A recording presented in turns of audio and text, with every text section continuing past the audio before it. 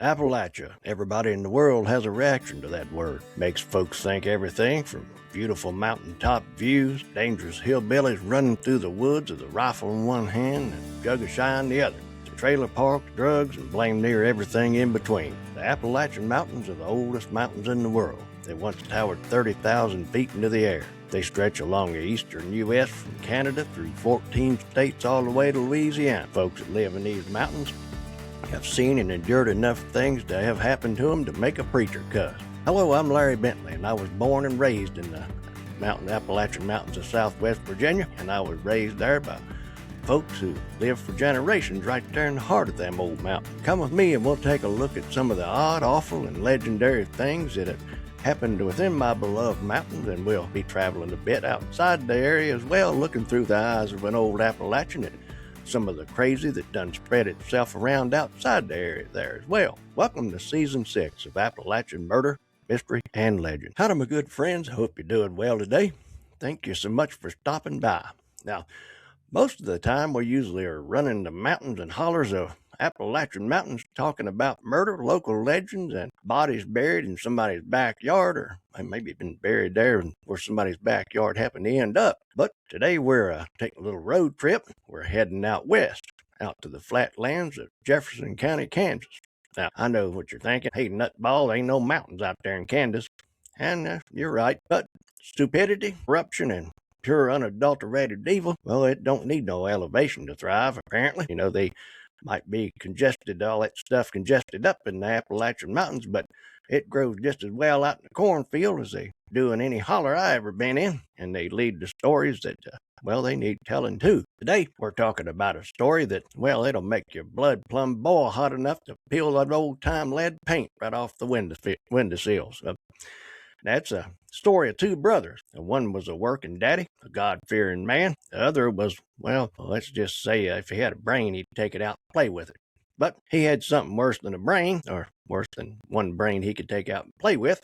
Well, he had a sheriff's department that thought they had one too, but couldn't find their own backside with both hands, a backside detector, and a spotlight attached to it. Now, so just pull yourself up a chair and buckle in, and Katie, bar the door, because this story's a story of a man named Floyd Bledsoe. And folks, it's a pretty rough one. By the time I'm done, you'll be about as hot about it as I am. Now, back in November of 1999 in Oskaloosa, Kansas. I just make sure I was going to pronounce that right. A town so small that you dial 0 to talk to your neighbor. Now they're looking for a young girl. Her name is Camille Arfman.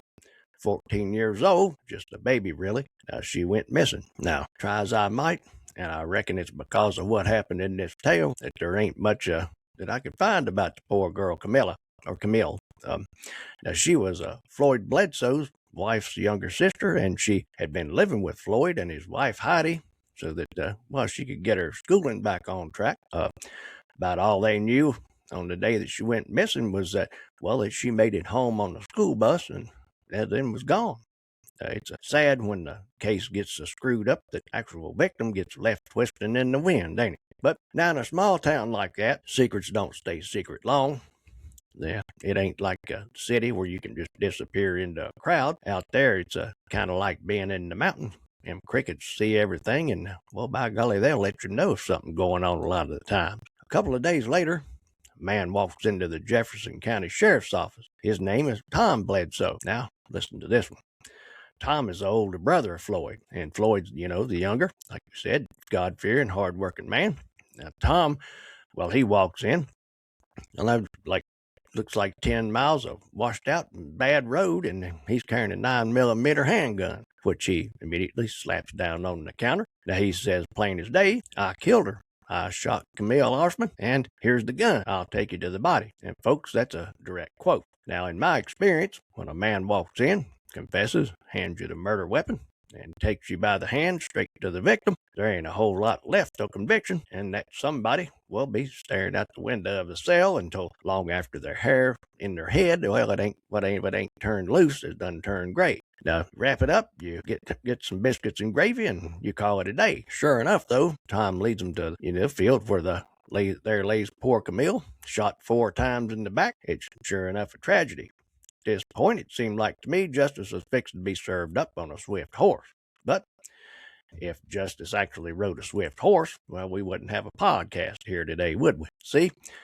Old Tom, he just sat around the cell for a few days, and I reckon the walls started closing in. Maybe the reality of spending his life eating state-issued potted meat sandwiches and wiping his backside with that government-issued tissue set in. So Tom gets him a lawyer, and all of a sudden, his story changes faster than the weather in Bluefield, West Virginia in April. Now, Tom says, wait a minute, I didn't do it after all. My brother Floyd, well, he made me say all that. He proceeded to throw his brother so far up under the bus that poor Floyd could tell you what kind of muffler it had on it. Now, let's hold the mules for a spell. Tom claims Floyd, the quiet, hard-working, God-fearing farmhand, used some kind of powwow hex type of Jedi mind trick to force Tom to walk into the police station, confess, hand over the gun that killed a missing girl. Then he took the police straight to that said girl. Now, Tom claimed that he was scared to death of Floyd. Said Floyd threatened to expose his past sins if he didn't take the fall. Now, the sheriff and the prosecutor, instead of doing what dang near any sheriff and prosecutor would have done in a case like that, which is ask Tom which is worse, taking the fall for murder that he didn't commit, or having his brother Floyd tell everybody that he was handling his own little snake out behind the Sword of Joshua Living Word Full Gospel Tabernacle. Now, I don't know, but then follow that up, I guess, by laughing Tom out of the room and just leaving him sit there. But apparently, them two had nearly the same IQ as a sack full of hammers. They stood there, rubbing their chins, maybe checking their chin whiskers, like if they had them, I guess, and well, that sounds plausible to us is the first thing that popped into their mind. So they set out their sights on Floyd. Floyd Bledsoe, a man with a wife, 2 kids, and a reputation for being a good man that he actually was. So they roll on over, pounce on, handcuff, arrest, and drag Floyd downtown. Like always, probably right in the middle of supper. That, after they let Tom, the guy who confessed, handed him the murder weapon and walked him right straight to the murder scene, and the body waltzed right out the front door. So they charged Floyd with murder, and the trial took place in 2000.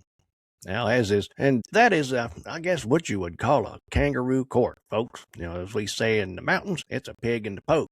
That means it's already in the bag before it even starts. There was no physical evidence tying Floyd to that girl, not a single solitary squillimeter of squat, no DNA, no fingerprints on the gun, and the gun belonged to Tom. The bullets were in Tom's pocket. The confession was in Tom's handwriting. But the prosecutor, Jim Vanderbilt, must have come from a long line of weavers because he weaved up a whale of a tale. He told the jury that Floyd was a master manipulator, a criminal genius. Folks, if there's one thing I know about criminal geniuses, it's that they usually don't live in Oskaloosa, Kansas, mowing lawns for a living. If Floyd was a genius, he'd be running some kind of hedge fund, not a tractor. But here's the kicker. This is the part that makes you want to bite the heads off a few nails.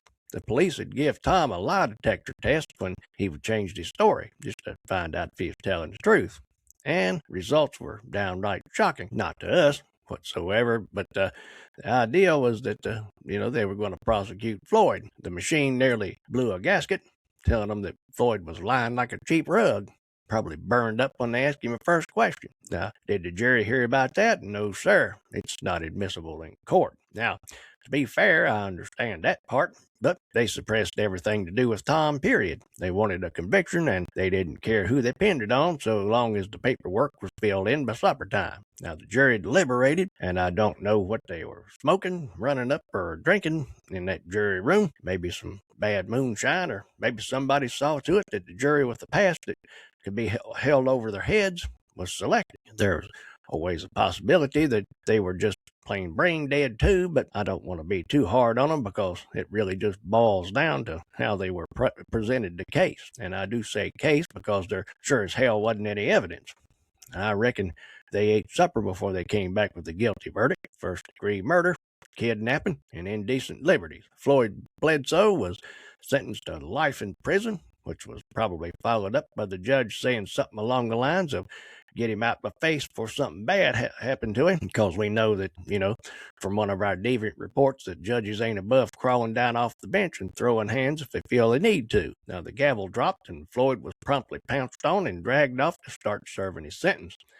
The whole thing was so blamed unbelievable that I reckon he was probably looking around for Alan Funt to step out any minute and say, "Smile, you're on candid camera." That would be the only thing that would compute in my mind, being that I'm innocent, my brother of my own flesh and blood killed a girl, threw me under the bus for it, and it's currently sitting out on his front porch drinking sweet tea while I'm being shackled to a bus and headed to the Stony Lonesome. Yeah, either candid camera or maybe them boys from Jackass will be here in a minute, because this has to be a damn joke. Be what be going through my mind. Well, it wasn't, and that ain't just bad luck. That's Cain and Abel level shit right there. Now, they chunked Floyd in prison, and he sits there for 15 years. Probably read where Alan Funt died and felt like his head was fixing to explode, because that 15 years of missing birthdays, Christmases, all while his kids are growing up seeing their daddy through a sheet of plexiglass, probably thought that he was some kind of moving picture in a frame or something, enough to make anybody's baloney sit sideways on their light bread. But meanwhile, Tom's out there living it up like every night's a Friday and every day's a Saturday.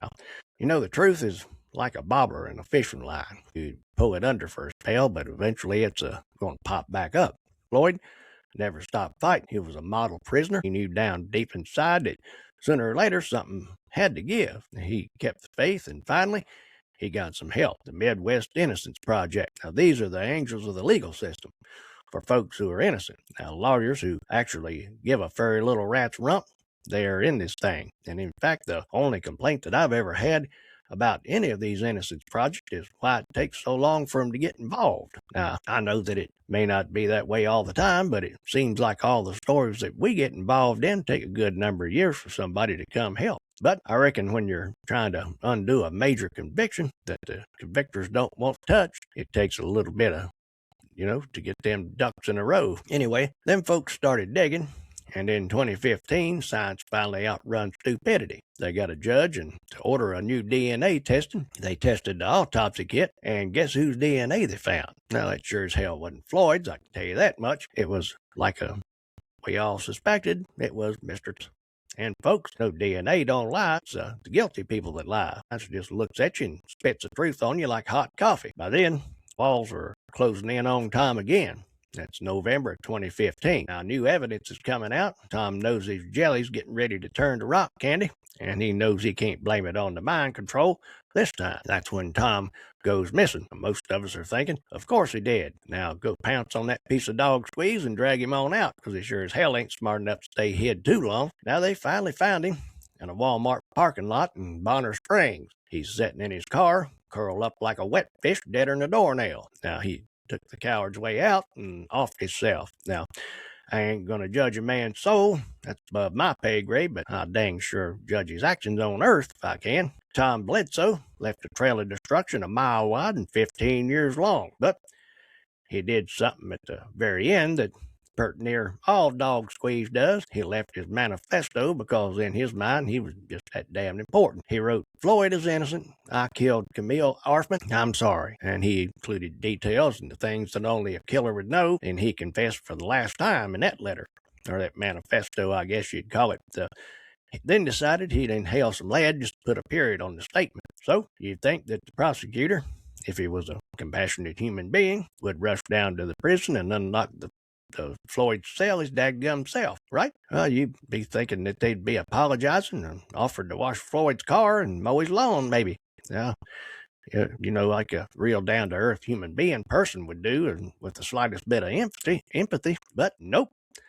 Apparently, one of the certifications that this guy held was a master's degree in practical application of all-around asshole. So he was the quintessential bureaucrat who thinks their gut droppings smell like a bed of roses, all while they're never done anything wrong. They drag their feet like they had a pair of wooden legs full of termites. Now, the worst case of the not being able to admit anything wrong that I believe I've ever seen so far. Now, they argued, they hemmed and hawed around, because for the state to admit they were wrong, well, that hurts the pride, and the politician's pride is more fragile than a red-eared slider laying her eggs. But the Judge Gary Nastiger, well, he looked at the DNA, he looked at the Tom's manifesto, and he did the right thing. He vacated the conviction. And on December 8th, 2015, Floyd Bledsoe walked out the door of the courthouse a free man. I would have walked out the door and strutted like Ric Flair right over to the lawyer's office and filed a lawsuit going to cost somebody 3 ways. Keep wide and continuous. But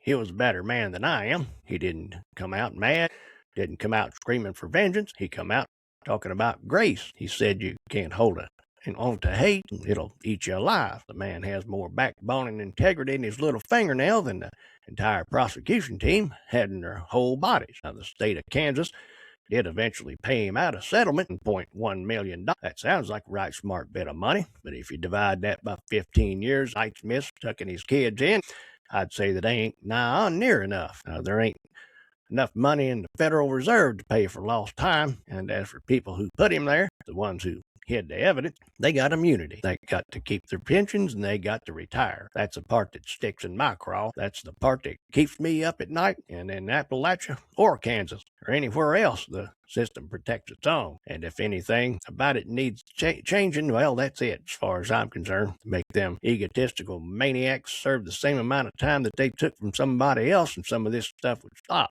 Don't get me wrong.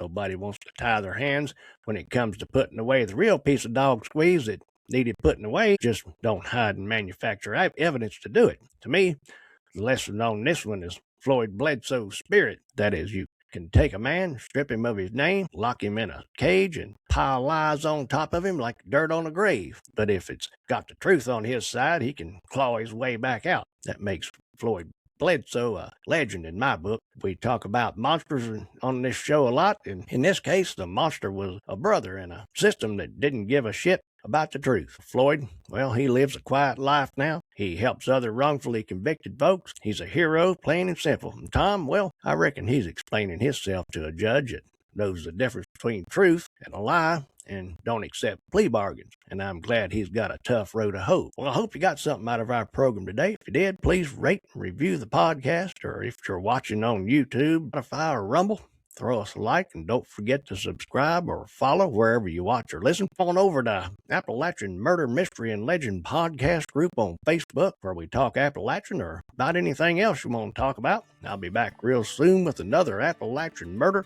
mystery, or legend, and I will see you then.